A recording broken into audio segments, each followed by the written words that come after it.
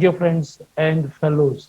Our today's topic is scaffolding safety, but specifically, I will discuss about the scaffolding terminology, basic components of a scaffolding structure, and the scaffolding tools requirement.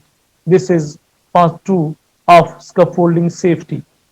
As you know, in the part 1 of scaffolding safety, we have already discussed about the active personnel fall arrest systems, collective fall arrest systems, roles and responsibilities of employer and the contractor.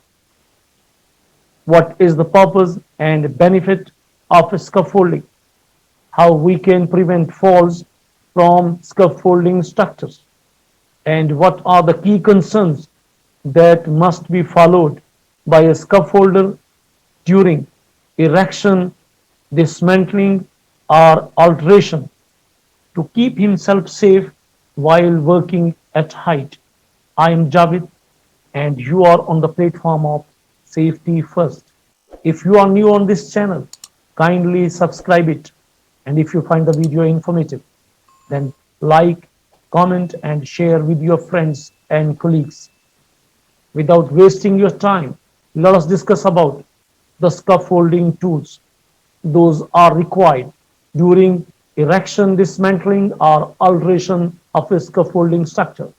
Stainless steel spanner, size 21 mm, spirit level, measuring tape, scaffolding belt, and a hammer. All these items must be the part of toolkit of a scaffolder. Now we will start discussing about the scaffolding components. First of all, we will discuss about scaffolding tubes. Scaffolding tubes having different sizes and made of different material. Black steel, galvanized, and aluminium.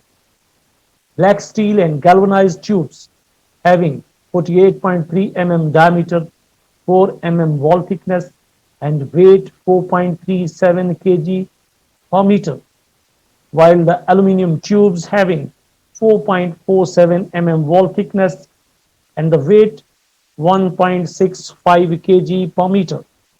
You have to remember important information that is related to aluminium scaffolding tubes. Remember, aluminium tube shall not be mixed with steel tube or steel fittings due to different loading and the fact that steel fittings could crush aluminium tube. Aluminium tube shall not be used if bent more than 15 mm in any 3-meter length. Aluminium tube shall not be straightened. The straight parts of the tube may be cut out and reused, but the remainder shall be disposed of. Aluminium tube shall not be heated by welding or flame cutting. You have to make sure tubes should be straight, free from cracks, splits, bad dents, and excessive corrosion. Cut square and clean at each end. Dear friends and fellows, do you know the common faults? Those are related to scaffolding tubes. Number 1, bent tube. Number 2, split end tube. Number 3, cross cut tube. Number 4, mushroom headed tube. Number 5, excessive dents. And number 6, flame cut tube. Once you are going to inspect scaffolding tubes, you have to remember, you have to memorize all these points. There might be such nature of fault or defect that may ultimately lead to an accident if we will use a faulty tube in the scaffolding structure. Another important scaffolding component is scaffolding boards. The most common type of scaffolding boards we use are manufactured as per BS 2482 standard with the help of softwood. Remember, softwood boards should always be board banded, hoop banded at both ends unless they are sole boards. Do you know the size of scaffolding boards? Thickness 38 mm, 50 mm, and 63 mm. Width 2 to 5 mm, and length 3.90 meter. Here you have seen thickness is different because there are different type of scaffolding. That's why the thickness size of the scaffolding boards are different. You have to make sure the scaffolding boards must be marked with manufacturer's name, support span 38 mm dash 1.2 meter or 1.5 meter maximum, 63 mm to 2.5 meter maximum. There must be BSI license number, MG machine graded, and VG visually graded. These specifications must be marked on a scaffolding board if it is meeting the scaffolding standard. Let us discuss now the common defects. Those are related to scaffolding boards. Number one, damaged hoop irons. Number two, split boards. Number three, painted boards. And number four, burns, cutouts, oil stains, or protruding nails. If there is a defect that is mentioned here in the scaffolding board, it is your responsibility during the inspection to indicate and take the corrective action. Otherwise, defective or damaged scaffolding board may lead to a potential incident while the workers they are using that specific board or scaffolding structure. Once you are inspecting scaffolding boards, you have to make sure that boards shall not be split up more than 300 mm from the end with the metal hoop fixed, and shall not be decayed or wrapped by more than 12 mm. The parts affected may be cut out to obtain shorter boards that shall also comply with BS 2482 or similar acceptable equivalent standard. Third important scaffolding component is scaffolding couplers or fitting. In the list of scaffolding couplers and fittings, let us start with base plate, a metal plate with a shank for distributing the load from a standard or racker or other load-bearing tube. Minimum dimensions 150 mm into 150 mm into 6 mm thickness. This is the size of base plate, shank 50 mm. Another item that is linked with base plate, screw jacks or base jacks, must always retain 150 mm or 1/3 of their length, whichever is the greatest, inside the standard. Do you know what are the dimensions of right angle coupler double? A coupler used to connect tubes at right angles to each other. Safe working load for class A 6.3 kN and for class B 9.1 kN. Remember, right angle coupler double is a load bearing coupler. What is a swivel coupler? A coupler used to connect tubes at various angles. Safe working load for class A 5.3 kN. It is also a load bearing coupler. What is footlock coupler, clip or single? A coupler used to connect transoms or footlock tubes to the ledges. Safe working load 0.53 kN. Minimum slip resistance 1.2 kN. Remember, footlock coupler is a non-load bearing coupler. What is a sleeve coupler? How the sleeve coupler looks like on the right hand side of the slide. An external coupler used to connect tubes end to end. That is a sleeve coupler. Safe working load for class A of sleeve coupler 1.5 kN. Minimum tensional And for class B, 3.0 kN minimum tensional. Remember, sleeve coupler is also a load bearing coupler. Let us discuss now what is joint pin. A spigot, an internal coupler used to connect tubes end to end, has no slip resistance, and it is also a non-load bearing coupler. These are the specifications of joint pin. A spigot. You have to remember important information that is related to joint pin, that it is only for compression joints, never used where tension can be developed in the tubes. What is Grevlock Gider coupler? A beam clamp. It is used to fasten scaffold tubes to girders, beams, and other steel sections. Grevlock must always be used in opposing pairs. It is designed for attachment to horizontal, vertical flanges and accommodates 43 mm in depth. Safe working load for Grevlock girder, 30 kN per pair, load at right angles to flange.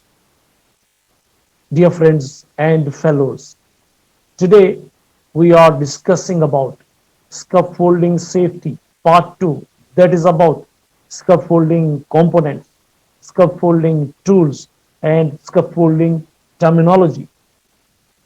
Ladder clamp is also the family member of scaffold couplers and fittings. Ladder clamp is used to clamp ladder styles securely to a horizontal scaffold tube. It is used always in pairs. What is board retaining clamp? BRC. Boards are quickly and securely locked in the correct position. It provides considerable resistance to both lateral and upward movement. On the right hand side, you can see what is a ladder clamp and what is BRC. Have a look on this slide. There are 6 poles. These are standards. Vertical tubes carrying the self-weight and imposed load to the ground. Key component of scaffolding structure, that is bearing the load. Have a look. Longitudinal tubes normally fixed parallel to the face of the structure to be connected by using double coupler. These are ledgers marked with orange color, and these are the double couplers. Those are connecting ledger with the standard.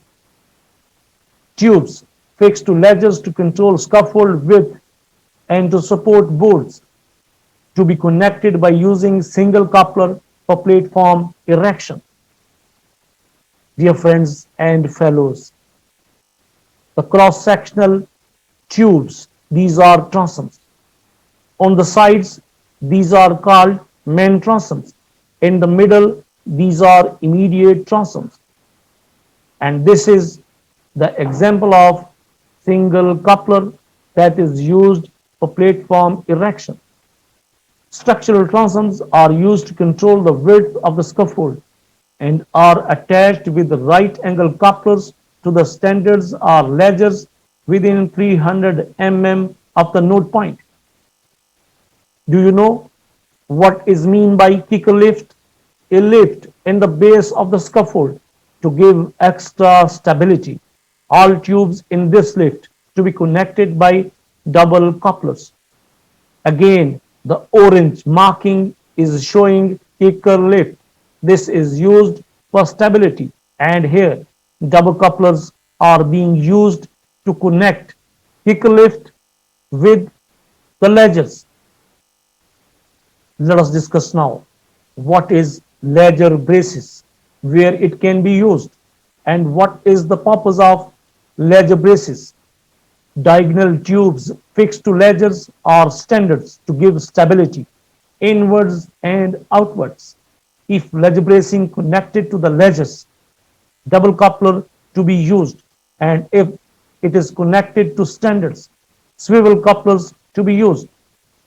These occur at each end and alternate standards to the full height of the structure. Have a look. Again, the orange marking. These are the examples of ledger braces, and these are used to give extra stability to the scaffolding structure. Do you know what is sway facade braces? Diagonal tubes fixed to the face of the scaffold to give stability along its length must be fixed to all scaffolds. Swivel coupler to be used. This is the example in orange marking. This tube is sway braces or facade braces that is fixed with the help of swivel coupler to the standard. Dear friends and fellows, longitudinal bracing shall be in the form of a zigzag arrangement of tubes running from the bottom to the top of scaffold between a pair of adjacent standards, or a continuous tube running from the bottom to the top of the scaffold at an angle of between 35 and 55 to the horizontal, or individual tubes running from the bottom to the top of the scaffold between a pair of adjacent standards, all sloping the same way. Bracing assemblies shall be fixed along the face of the scaffold at intervals not exceeding 30 meters. These are the different conditions or the specifications or the requirements to erect sway braces or facade braces in different ways and in different forms you can erect. And as an HSC practitioner, if you know what is sway braces, what is its use, you can easily identify, you can easily justify the fixing of sway braces. This is a complete scaffolding structure. You can see the sway braces, you can see the standards, you can see the transoms, you can see the ledges, you can see the toe board, you can see the access ladder, and you can see the platform. Let us discuss now the plan brace tubes fixed in the horizontal plane from inside to outside of standards for added support. Double couplers to be used. It is permissible to remove ledge bracing to allow access below or through a lift. On such occasion, plan bracing will be required to ensure lateral stability. Orange marking is the example of plan braces. Plan bracing is used for lateral stability, and this is highlighted in orange color. You can easily identify on the slide. Let us discuss now what is a check coupler.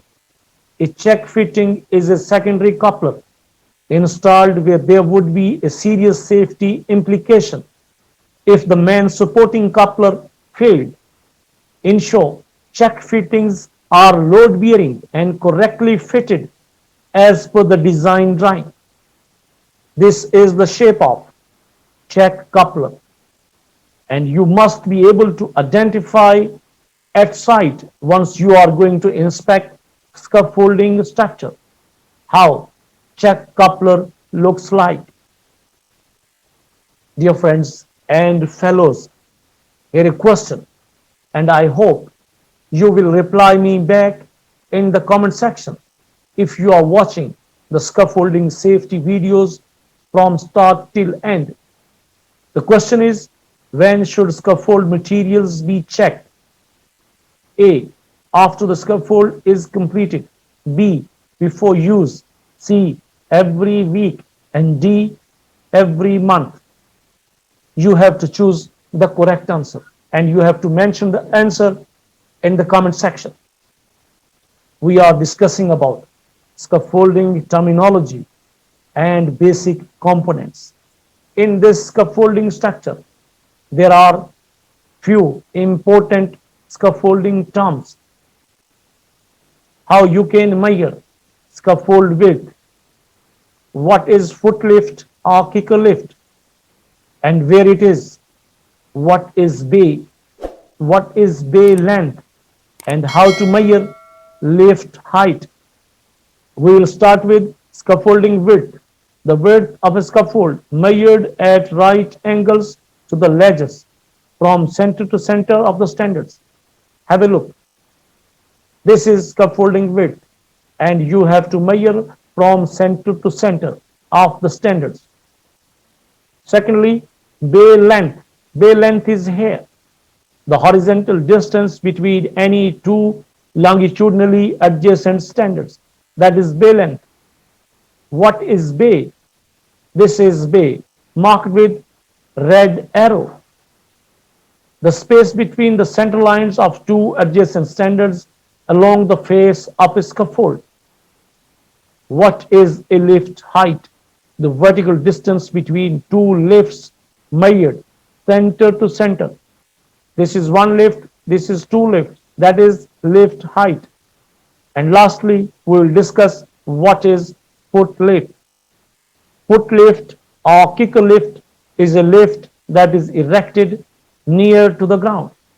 If you are not a qualified scaffolder, I know you are feeling irritation with such terminology and basic information that is related to scaffolding safety. But remember, construction work is not possible without the erection of scaffolding. What you need to check as a safety practitioner are whether the top rail is erected or not. Where is mid rail? What is a toe board? What is a scaffolding platform? And whether the ladder is fixed correctly and tied securely with the scaffolding structure or not. If you don't know the scaffolding terminology and basic components during the inspection, if you find something that is missing, it is not easy for you to inspect and find and identify a hazard that is prevailing in a scaffolding structure. Have a look. Again, here you will find the basic components of scaffolding structure: guardrails, standards, node points, ledge bracing, bay length, lift height, sway bracing, and transoms. The ladder that is fixed with the scaffolding structure. This is a toe board, and this is a scaffolding platform. I guess and hope that it is more than enough to give you an introductory presentation that is about the scaffolding components and the safety of a scaffolding structure. In the upcoming training presentation that would be related to scaffolding safety, part 3, I will highlight the different types of scaffolding structures, the usage, the merits and demerits of different forms of scaffolding. Before leaving, another question: the recommended spacing of transoms supporting 38 mm thick scaffold boards should not exceed A 1.5 meter, B 2.5 meter, C 1.7 meter, and D 1.2 meter. You have to choose the correct answer, and you have to mention this answer in the comment section. And that's all for now. Training session part 2, that is related to scaffolding safety, basic components of scaffolding, scaffolding terminology, and the toolkit requirements for scaffolders once a scaffolder is going to erect, dismantle, or altering a scaffolding structure is over now. If you have any question, please ask in the comment section down below. Thanks for watching, and don't forget to like, comment, and share the video with your friends and colleagues. Hope to see you soon with a new HSC tutorial. Till then, Take care. Very good luck and Allah Hafiz.